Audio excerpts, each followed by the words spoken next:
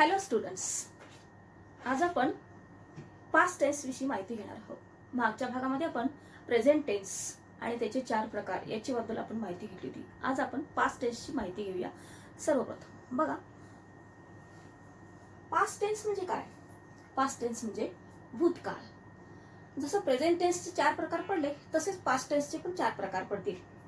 Simple present, simple past tense, past continuous tense, past perfect tense, past perfect continuous tense. आता simple past tense म्हणजे साधा भूतकाळ, past continuous म्हणजे अपूर्ण भूतकाळ, पास्ट परफेक्ट म्हणजेच पूर्ण भूतकाळ आणि पास्ट परफेक्ट कंटिन्युअस टेन्स म्हणजेच पूर्ण अपूर्ण भूतकाळ. बर, आज आपण काय करूया, पास्ट टेन्सचे फॉर्म्युले, त्यांचे फॉर्म्युले पाहू. आपण काय काय आहेत, त्यांचं सूत्र काय आहे, आपण ते वाक्यात कशा प्रकारे वापरतो याविषयी माहिती आपण जाणून घेऊया. ओके, बघा, simple past tense.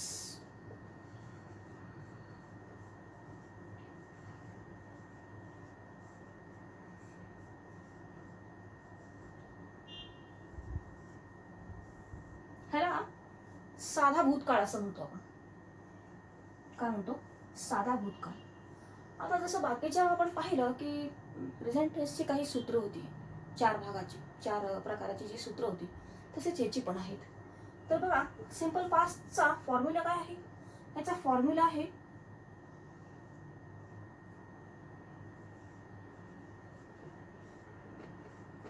Subject plus क्रियापदाचे दुसरे रूप.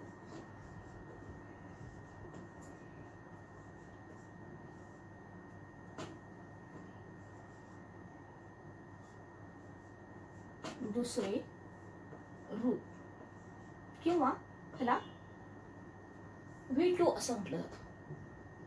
म्हणजे कसं? बघा, ह्याचं आपण वाक्य घेतलं तर तुमच्या लक्षात येईल.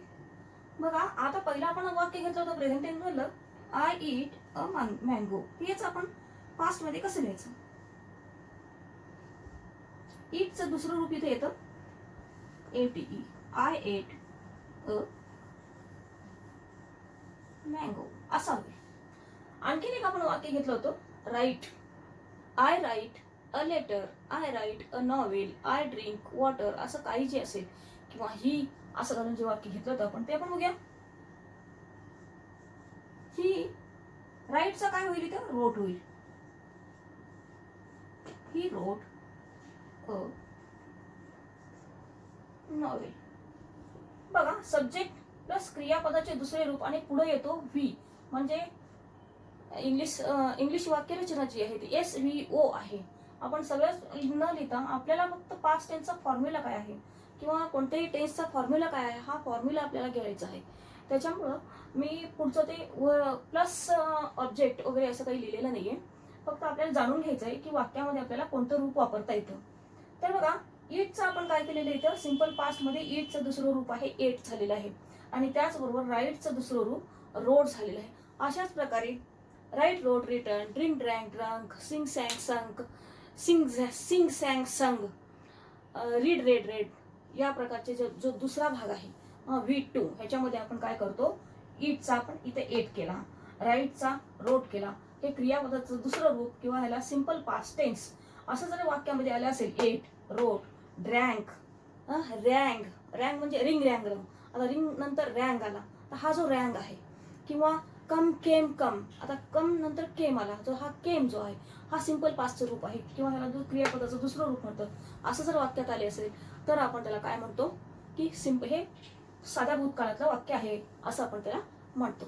ओके, चला आता तिसरं आपण बघूया. दुसरा प्रकार जो आहे past continuous tense. Past continuous टेन्सचं सूत्र काय आहे, पास्ट कंटिन्युअस मध्ये वाक्य कशी असतात हे आपण जाणून घेऊ. पहा, दुसरा प्रकार आहे पास्ट टेन्स मधला past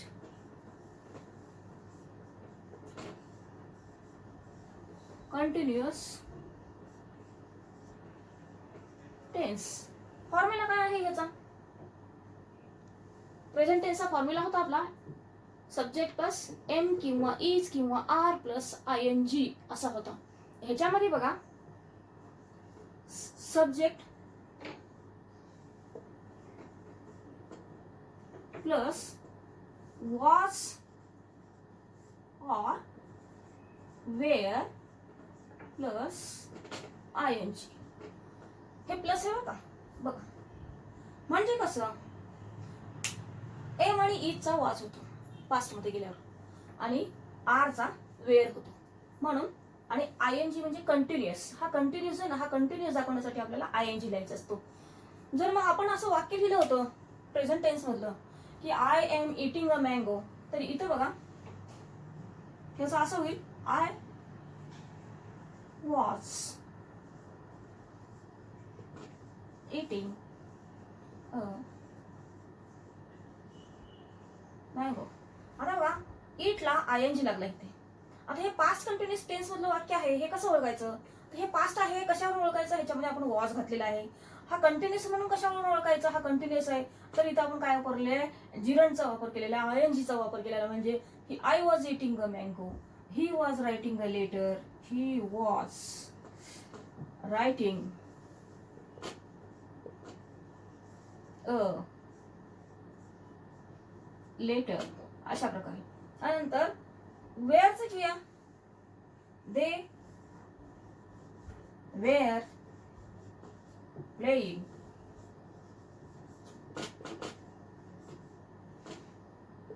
they were playing.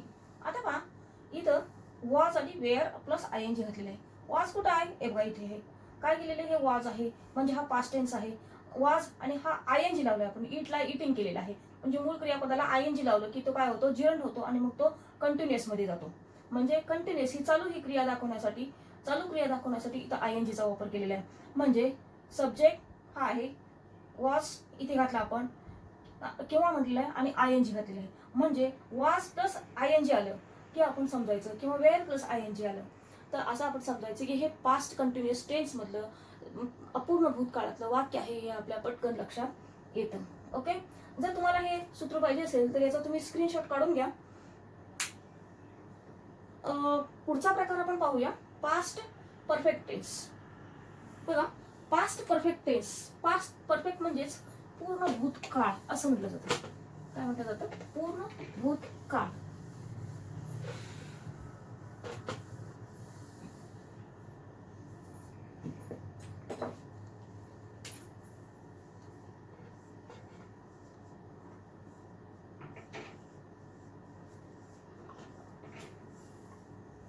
Past perfect tense यालाच आपण मराठीमध्ये पूर्ण भूतकाळ असं आपण म्हणतो. आता बघा पूर्ण भूतकाळाचं सूत्र काय सांगतं? इथे काही नाहीये, फार विचार करायची गरज नाही. आपलं पास्ट प्रेझेंट परफेक्ट मध्ये हॅव किंवा हॅज प्लस क्रियापदाचं तिसरं रूप होतं. इथे किंवा तेव्हा पास्ट पार्टिसिपल असं आपण म्हटलं होतं. इथे काय करायचं? ते हॅव आणि हॅज जे आहे त्या दोन्हीसाठी एकच हे लागतं सूत्र, काय हॅड लागतं. दोन्हीचं पण हॅव असो किंवा हॅज असो त्याला हॅड होतं. बघा subject plus had plus past participle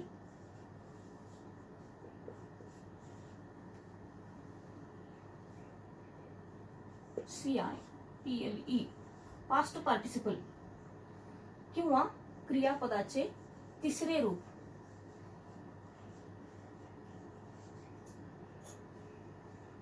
मराठीत काय म्हटलं जातं? क्रियापदाचे तिसरे रूप.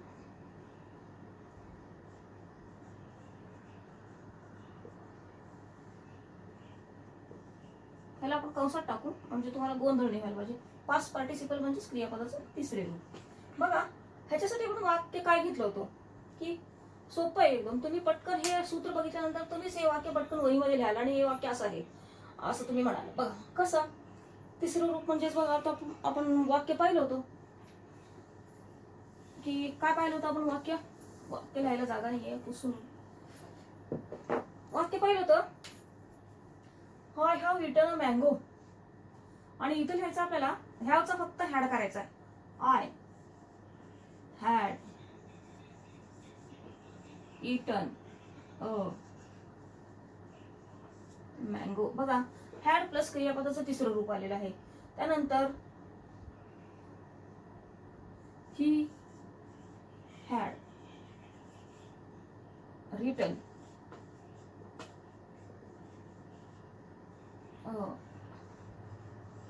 Novel. They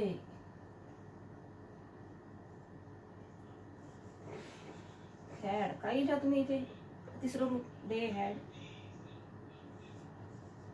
sung a poem. आता हा संग काय आहे तर सिंग सॅंग संग. हा काय आहे रिटन काय आहे तर हा रिटन हा राईट रोट रिटन मधला पास्ट पार्टिसिपल आहे. हा रिटन हा इटन सुद्धा पास्ट पार्टिसिपल आहे. म्हणून हॅड प्लस क्रियापदाचं तिसरं रूप म्हणजेच याला आपण पास्ट परफेक्ट टेन्स किंवा पूर्ण भूतकाळ. हॅड प्लस क्रियापदाचं तिसरं रूप किंवा पास्ट पार्टिसिपल आलं की आपण समजायचं की हे काय आहे पास्ट टेन्स मधलं पास्ट परफेक्ट टेन्स मधलं वाक्य आहे. आणि मग आयडेंटिफाय द टेन्स असं जर विचारलं असेल तर आपल्याला हे या गोष्टी लक्षात आल्या ना पटकन आपण ते वाक्य ओळखतो आणि मग लक्षात घेतो की आपण हे अरे हो हे तर पास्ट पार्टिसिपल मधलं वाक्य आहे, हे पास्ट परफेक्ट मधलं वाक्य आहे, पास्ट परफेक्ट टेन्सचं वाक्य आहे हे आपल्या पटकन लक्षात येतं. पुढचा प्रकार बघा. पुढचा प्रकार आहे पास्ट परफेक्ट कंटिन्युअस टेन्स. इतका सोपा प्रकार आहे हा. जेवढं तुम्ही प्रेझेंट परफेक्टची जर वाक्य जर तुम्ही सूत्र जर पाठ केली असेल त्यातला थोडासा काही किंचितसा चेंज त्याच्यामध्ये केला की आपल्याला पास्ट परफेक्ट कंटिन्युअस टेन्सची आपल्याला सूत्र बरोबर सापडतात. बघा हा आपण चौथा प्रकार बघूया. Past perfect continuous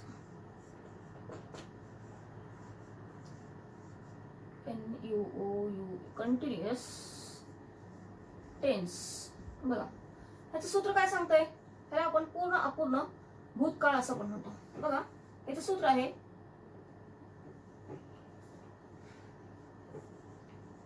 had plus be plus S subject plus verb असं घेऊ आपण. हे बघा सब्जेक्ट लिहिलाच नाही मधलं डायरेक्ट सूत्रावरच आपण गेलो. Subject plus had plus been plus ING. Subject तर आपल्याला असतो आणि पुढे येतो सब्जेक्ट वर्ब आणि पुढे येतो ऑब्जेक्ट. बघा ह्याच्यामध्ये जर तुम्ही पाहिलं had plus been plus ING हा मेन सूत्र आहे हे पास्ट परफेक्ट कंटिन्युअस टेन्स. कसं तर बघा I had been eating mango. एकच सोपं आपण वाक्य मुद्दाम याच्यासाठी घेतो की ते कसं 12 काळात पुढे जाते आणि त्याच्यामध्ये आपण काय काय बदल केले. आणि दुसरं होतं ही हॅड बीन रायटिंग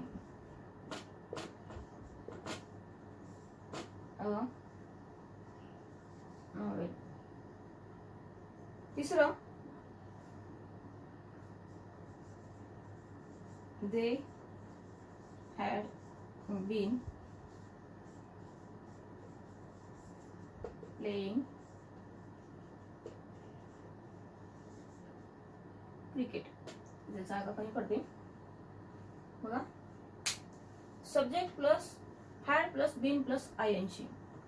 एखादं वाक्य ते कसं पास्ट टेन्स मधलं आहे ओळखण्यासाठी कसं ओळखायचं किंवा ते परफेक्ट कशावरून ओळखायचं किंवा ते कंटिन्युअस आहे हे कशावरून ओळखायचं तर ते पास्ट टेन्सचा सिम्बॉल आहे.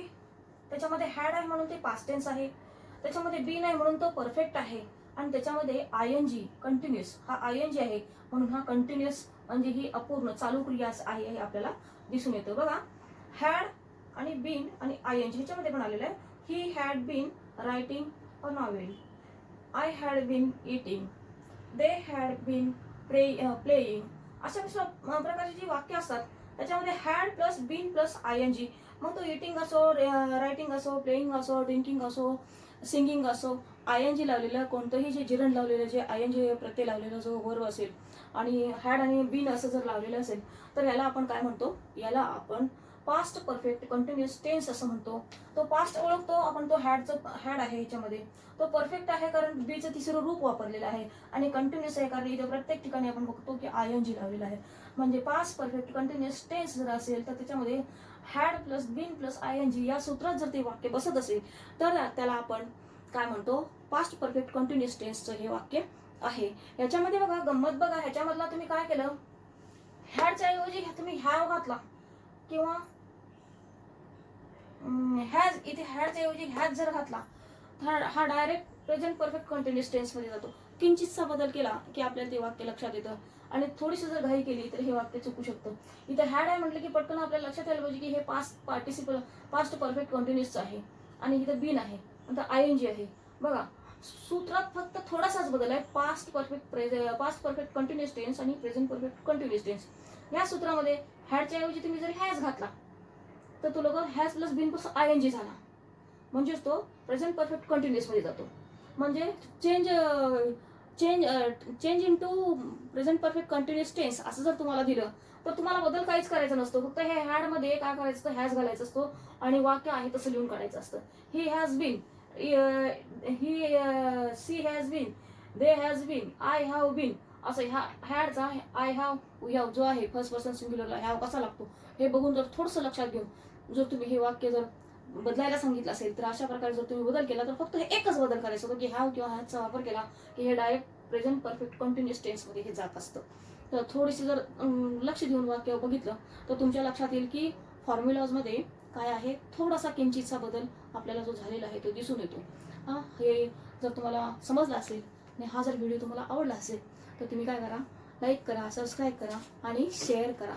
आणि त्याचबरोबर पुढच्या भागात मी आणणार आहे प्रेझेंट परफेक्ट फ्युचर टेन्स म्हणजे भविष्य काळ याच्यावरची 4 प्रकार जे आहे त्याची मी तुमच्यासाठी माहिती घेऊन येणार आहे. त्याचबरोबर आत्ता जे आपण हे घेतलं होतं, काय टेस्ट घेतली होती 10 मार्काची प्रनाउन्स आणि हे प्रनाउन्सवरची जी टेस्ट घेतली होती तर त्याच्यावरती 10 मार्काची डेट होती. तर राज पाटील, रितेश पवार आणि अजिंक्य यमाजी शिंदे हे 3 मुलं 10 पैकी 10 मार्क ह्याच्यामध्ये काढलेले आहेत. म्हणजे ह्याच्यामध्ये बऱ्याचशा विद्यार्थ्यांनी टेस्ट दिली, सगळ्यांनी दिली, पण ज्यांनी आधी दिली ह्याला खूप छान रिस्पॉन्स भेटलेला आहे आणि मुलं अभ्यास करतात हे माझ्या लक्षात आलेलं आहे. तर जास्तीत जास्त लक्ष देऊन जे विद्यार्थी ही टेस्ट सोडवतील तर बघा तर तुम्ही नक्कीच यशस्वी व्हाल. आणि हे जे फाउंडेशन आहे ग्रामरचा हा मूलभूत जो भाग आहे हा भाग शिकल्यानंतर आपल्याला कधीही व्याकरणामध्ये अवघड जात नाही. छोट्या छोट्या टेस्ट देण्यामध्ये आपल्याला एक कॉन्फिडन्स येऊन जातो, ऑनलाईनची टेस्ट कशी द्यायची याच्याबद्दल माहिती मिळते. तर परत एकदा मी तुम्हाला नाव सांगतेय, राज पाटील 10 पैकी 10, रितेश पवार 10 पैकी 10 आणि अजिंक्य यमाजी शिंदे या मुलांना सुद्धा 10 पैकी 10 मार्क काढलेले आहेत. त्या मुलांचं अभिनंदन. आणि बाकीच्यांनी सुद्धा खूप छान टेस्ट सोडवलेली आहेत. याच्यापुढे सुद्धा हा व्हिडिओ बघितल्यानंतर तुमच्या लक्षात येईल की हा टेस्ट आपण सोडवतो त्याची उत्तरं किंवा ती ऑनलाईन टेस्ट जी आहे त्याची उत्तर ही मागच्या ज्या युनिटवरती टेस्ट दिली असते त्या व्हिडिओ पाहिला की आपल्याला त्याची उत्तरं मिळतात. निराश न होता जर आपण हे व्यवस्थित जर रोज पाहिला तर तुमचं ग्रामर पण पक्क होईल आणि जर तुमचं व्यवस्थितपणे सगळा अभ्यास पण होईल. धन्यवाद.